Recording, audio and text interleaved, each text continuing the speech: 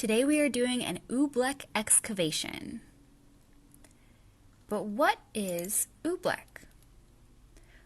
Oobleck is a non-Newtonian fluid.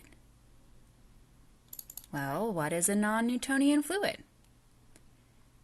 Let's talk first about Newtonian fluids. Newtonian fluid is a fluid that follows Isaac Newton's law of viscosity, so constant viscosity independent of stress. For example, water is a Newtonian fluid. No matter how much force you put on it, like jumping into a pool, it stays in its current state, whether that's liquid, solid, or gas. The only thing that will change water's state is a change in temperature. But a non-Newtonian fluid does not follow Newton's law of viscosity. The amount of force you are exerting on it will determine whether it acts as a solid or a liquid. If you're still a little confused here, don't worry, because we are going to be making our own non-Newtonian fluid today, and you'll get to play around with it, and what better way to understand what it is and how it works than by hands-on experimentation. So first, let's gather our supplies.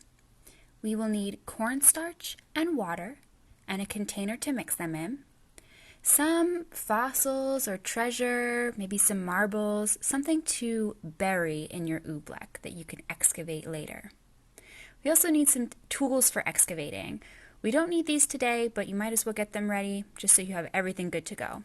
Some things that you might find useful would be a toothbrush or a paintbrush, some toothpicks, Q-tips. If you have a toy hammer, I used a block because I don't have a toy hammer. You don't really need a hammer, but it can be fun to pretend. So step one, we are going to mix our cornstarch and our water.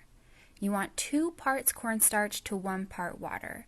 So for example, I used 1 cup of cornstarch and 1/2 cup of water.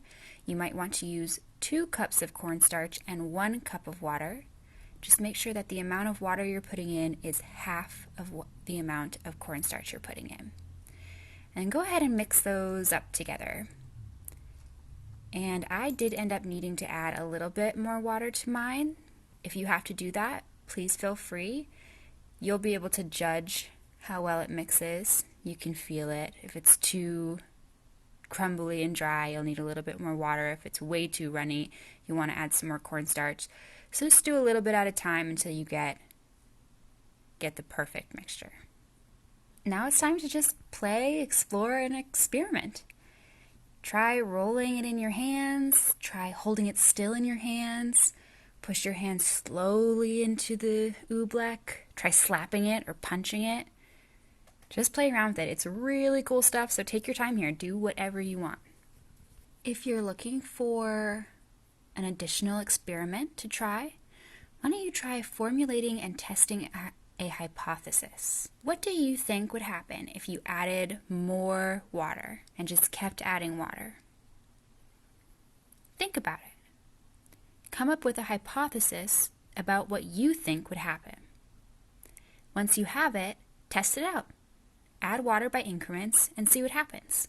If you decide to try this experiment, then go ahead and pause the video here, and once you're all done, add some more cornstarch back to your mixture so it gets back to the desired consistency, and then meet us at step 3. Once you're done exploring and experimenting and playing, you're going to put your fossils and your treasures into your oobleck, and we're just going to set it out into the sun to dry. Take care not to put anything in there that you don't want to get damaged.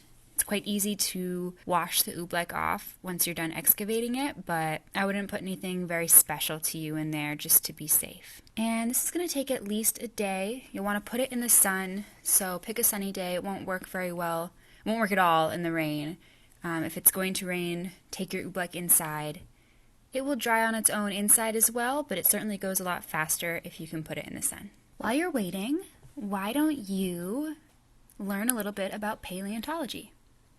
Paleontology is the study of ancient life, from dinosaurs to prehistoric plants, mammals, fish, insects, fungi, and even microbes. Fossil evidence reveals how organisms changed over time and what our planet was like long ago. We are going to be pretending to be paleontologists when we excavate all of our treasures and our fossils from our oobleck.